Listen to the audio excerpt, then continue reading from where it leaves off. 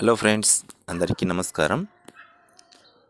ఆంధ్రప్రదేశ్లో కొత్తగా ఎక్కినటువంటి కూటమి ప్రభుత్వం శ్రీ నారా చంద్రబాబు నాయుడు గారి నేతృత్వంలో ఏర్పాటైనటువంటి నూతన ప్రభుత్వం ఆంధ్రప్రదేశ్ యొక్క వాలంటీర్స్, రాజీనామా చేసిన వాలంటీర్సు, చేయని వాలంటీర్సు ఎవరైనా కానివ్వండి, వాలంటీర్స్ గురించి ఎటువంటి నిర్ణయం తీసుకోలేదు.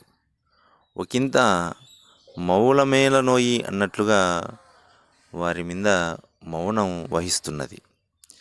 ఎటువంటి సంకేతాలు ఇవ్వడం లేదు. అయ్యా, కనీసం వాలంటీర్సు ఉన్నారా, ఉండరా, ఏ ఒక్కరు కూడా సమాధానం చెప్పరు. అదేదో సమాధానం చెప్పినా బాగున్నావా అంటే బాగున్నా అన్నట్టు, తిన్నావా అంటే తిన్నా అన్నట్టు సమాధానం చెప్పనట్లు వెళ్తున్నారు. దీంతో వాలంటీర్స్ ఫ్యూచర్ ఏమవుతుందో అని 5 ఏళ్ళ నుంచి కష్టపడ్డాము, ఒక విలువ లేకుండా పోయింది. కనీసం మున్సిపాలిటీలలో పనిచేసినా కూడా ఒక భవిష్యత్తుకు భద్రత అనేది ఉండిండేదేమో, కానీ వాలంటీర్స్కు మాత్రం 5 ఏళ్ళు పనిచేసినా కూడా ఎటువంటి సంబంధం లేకోకుండా పోయింది. ఇటువంటి నీచమైన పరిస్థితి ఎందుకు వచ్చిందో కానీ ఎవరికీ అర్థం కాలేదు. అది జగన్మోహన్ రెడ్డి తప్ప. అది ఇప్పుడు ఒకవేళ జగన్మోహన్ రెడ్డిది తప్పు అయితే మరి చంద్రబాబు నాయుడు గారిది, మేము కూటమిలోకి వచ్చినాక మీకు ఉద్యోగాలు తీసేయము, 5,000తో పాటు మీకు బంగారు భవిష్యత్తు ఉండడానికి 10,000 ఇస్తామని చెప్పిన చంద్రబాబు నాయుడు గారిది తప్ప. రాజీనామాలు చేపించి ప్రచారంలో తిరగమని చెప్పినటువంటి జగన్మోహన్ రెడ్డిది ప్రభుత్వం తప్ప అనేది ఎవరికీ అర్థం కాని విషయం. అటువంటి పరిస్థితుల్లో వాలంటీర్సు కొత్త జాబ్స్ చూసుకుందాము అంటే 30 నుంచి 35, 40 ఏజ్ దాటిపోయి ప్రైవేట్ ఫీల్డ్లోకి వెళితే మీకు ఏం ఎక్స్పీరియన్స్ ఉంది, ఎక్కడ వర్క్ చేశారు అని క్వశ్చన్స్ మీద క్వశ్చన్స్ వేసి ఏ జాబ్కు పనికి రాకుండా పోయినటువంటి పరిస్థితి ఈ వాలంటీర్ పరిస్థితి. అలాగని గవర్నమెంటు వాళ్ళ జీవితాలు నాశనమైపోయాయి అని ఏమన్నా అనుకుంటున్నారా అంటే అది అలా అనలేదు.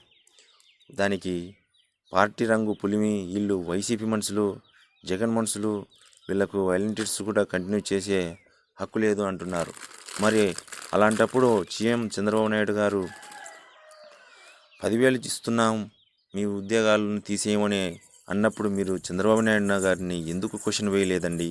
ఇప్పుడున్నటువంటి ఎమ్మెల్యేలు గారు అందరూ అంటున్నారు అన్నట్లుగానే వైసీపీ కార్యకర్తలు అంటున్నారు కదా. అని మరి చంద్రబాబు నాయుడు గారి 10,000 ఇస్తామని చెప్పినప్పుడు వాళ్ళు వైసీపీ కార్యకర్తలు, వైసీపీ పెట్టినటువంటి మనుషులు అని ఏ ఒక్కరు కూడా ఎందుకు చెప్పలేదు?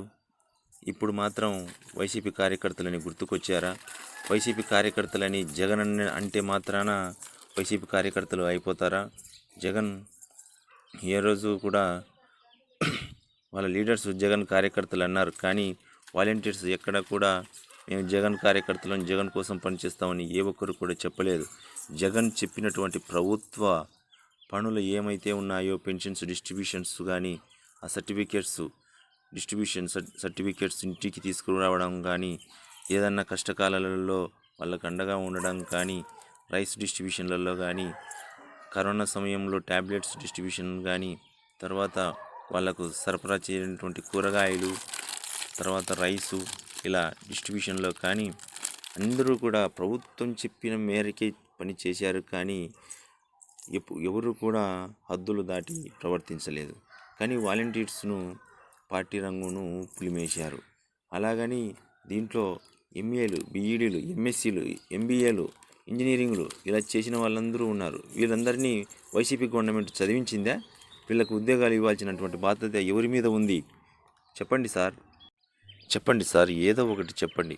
ఉంచారా, తొలగించామా? మా పనులు మేము చేసుకొని ఏదో దారికి వెళ్ళిపోతాం కదా. సమాజంలో ఏవో ఒక పనులు ఉన్నాయి. గొర్రెలో బర్రెలో తెచ్చుకొని వ్యవసాయంలో శ్రామికులుగానో ఏదో ఒక చోట గవర్నమెంట్ని నమ్ముకునేందుకు మమ్మల్ని పక్షపాతంగా ఒక సైడ్ వర్గంగా పెట్టేసి మమ్మల్ని ఈ విధంగా బాధలకు గురి చేస్తున్నారు. ఆంధ్రజ్యోతి పేపర్లో పని చేయకుండా కానీ వాలంటీర్స్కు జీతాలు ఇస్తున్నారు అని రాశారు. ఎక్కడ ఏ ఏ ఏ వాలంటీర్కి ఇచ్చారో అది కూడా ఓసారి సమాధానం చెప్పాలి ఆంధ్రజ్యోతి వారు. జీతాలు ఇవ్వకున్నా కానీ ఇస్తున్నారు అని అసలు శాలరీలు సచివాలయాలలో డీడీఓలు శాలరీ బిల్లే పెట్టుకోకుంటే జీతాలు ఎలా పడతాయి సార్? ఏంటి సార్, పేపర్ అంటే ఒక పేపర్ చూసి ఇది నిజం అని అనుకొని ఉండేవాళ్ళు చాలామంది ఉన్నారు. కానీ పేపర్లోనే ఇలా అసత్య ప్రచారాలు రాస్తే ఎలా సార్? అసలు వాలంటీర్స్ను తీసేస్తామని చెప్పండి సార్. ఎందుకు దీంట్లో మొహమాటం, ఎందుకు మౌనమేలయ్యి? మేము కూడా ఆంధ్రప్రదేశ్లో ఉన్నటువంటి మనుషులమే, ఆంధ్రాలో పుట్టినటువంటి వాళ్ళమే, భారతదేశంతో మా పౌరసత్వం కలిగినటువంటి వాళ్ళమే.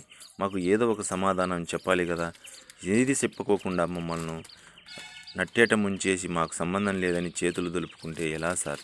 2 నెలలు పూర్తిగా వస్తుంది. అసలు ఏమిటి ఎవరో ఒకరు దీనికి రెస్పాన్సిబిలిటీగా చెప్పాలి కదా. సచివాలయం అసెంబ్లీలో అడిగినటువంటి ప్రశ్నలకు ఆయన అవును పరిశీలనలో ఉంది అని అన్నాడు. ఏంటి ఏంటి పరిశీలనలో ఉంది?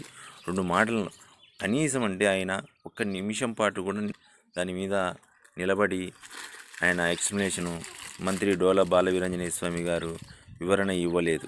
ఇప్పటికైనా వాలంటీర్స్ మీద స్పందించండి సార్, ఒక నిర్ణయం తీసుకోండి సార్, ఒక విధి విధానాలు ఏర్పాటు చేయండి సార్. ఎటు పనికిరా అని ఒక మొక్కలాగా చెట్టులాగా వదిలేయకండి సార్. అది పువ్వులన్నా పుష్పించాలి, ఫలాలనందా ఇవ్వాలి, కానీ పువ్వులు ఫలాలు ఇవ్వని మొక్క ఎందుకు సార్? ఎందుకు పనికిరాని ఒక కంపవృక్షంలాగా మిగిలిపోతున్నాం సార్ మేము. దయచేసి మా మీద ఒక నిర్ణయం తీసుకొని మాకు విధి విధానాలు కల్పించండి సార్. కొంతమంది వాలంటీర్స్ ఉండరు. ఆగస్టు 15తో వారి పని కాలం పూర్తి అవుతుంది. ఆటోమేటికల్గా ఎక్స్పైర్డ్ అయిపోతారు. వాళ్ళ మీద ఎటువంటి నిర్ణయాలు తీసుకోవాల్సిన అవసరం లేదు. వారి మీడియా సమావేశంలో వారి మీద మనం ఏదైనా నిర్ణయాలు చెప్పాల్సిన అవసరం లేదు అని అంటున్నారు. అలా చెప్పి మరీ కొత్త సమస్యను తెచ్చుకునేదానికంటే కామ్గా సైలెంట్గా ఉంటే ఆగస్టు 15తో వాళ్ళే చూసుకుంటారు అని కొన్ని ఊహాగానాలు వస్తున్నాయి సార్. దీంతో వాలంటీర్స్ చాలా మనోభ్రాంతులకు గురవుతున్నారు సార్, చాలా భయభ్రాంతులకు లోనవుతున్నారు. ఇది నిజమేనేమో, తొలగిస్తారేమో అనేటువంటి ఫీలింగ్లో ఉన్నారు సార్. ఇదే నిజమైతే అందరూ కూడా నట్టేట మునిగిపోయినట్లే అవుతుంది సార్. మీరు చెప్పినటువంటి 20 లక్షల ఉద్యోగాలలో కనీసం అంటే 1.5 లక్షల మంది ఇప్పుడు అలాగే గవర్నమెంట్లో భాగంగా వాలంటీర్స్ రాజీనామాలు చేయకుండా మిగిలిపోయి ఉన్నారు. వారు కూడా నిరుద్యోగుల కిందికి తయారవుతారు. దీనివల్ల సమాజంలో ప్రభుత్వానికి చెడ్డ పేరుతో పాటు పనిలేని సోమరులను తయారు చేసినట్లు అవుతుంది సార్. ఏదో ఒక పని కల్పిస్తే ఆ పనిని నమ్ముకొని వాలంటీర్స్ భయభ్రాంతులతో బతుకుతారు. అదే లేకపోతే విచ్చలవిడితనం, సమాజంలో సోమరితనం, అసాంఘిక పనులకు ఒక కారణమయ్యే పరిస్థితి అవుతుంది సార్. దయచేసి వాలంటీర్స్ మీద దయ ఉంచి వాళ్ళకు ఒక జాబ్ చార్ట్ని క్రియేట్ చేయండి సార్. 2 నెలల నుంచి జీతాలు లేవు సార్. చాలా ఆర్థిక పరిస్థితులకు లోనవుతున్నారు. ఫైనాన్షియల్గా చాలా ప్రాబ్లమ్స్కు ఫేస్ చేస్తున్నారు సార్. ఇది ఒకసారి దృష్టి పెట్టుకోండి సార్. అందరూ కూడా అప్పులు చేసుకొని బతుకుతున్నారు. మీరు వాలంటీర్స్కు ఒక సెక్యూరిటీని కల్పిస్తే మీ మేలు. జీవితాంతం మీ ఫోటో పెట్టుకొని పూజ చేసుకుంటారు సార్. ప్లీజ్ వాలంటీర్స్ అందరి విన్నపం సార్, ప్లీజ్ సార్, ఇప్పటికైనా మౌనం వీడి పొమ్మనక పొగ పెట్టకుండా అన్నట్లుగా పొగను ఆర్పివేసి వాలంటీర్స్ మీద మంచి నిర్ణయం తీసుకోండి సార్. మమ్మల్ని వెళ్ళగొట్టద్దండి సార్. మీ కాళ్ళు పట్టుకొని ప్రాధేయపడుతున్నాము. ఈ వీడియో మీకు నచ్చినట్లయితే ఒక చిన్న లైక్ కొట్టండి సోదరులారా. Thank you very much.